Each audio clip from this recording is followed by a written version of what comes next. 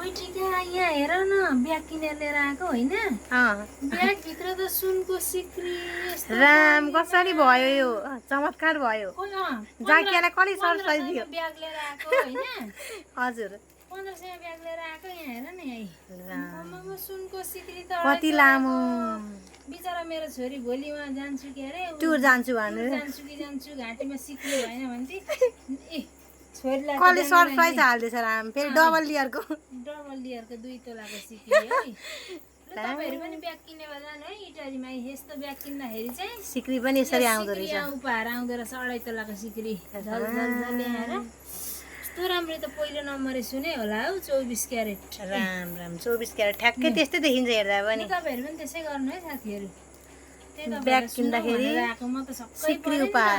bag किन्दा 2.5 तोलाको सुनको सिक्री उपहार वाउ यस्तो अफर कहीँ हुन्छ अब भइगयो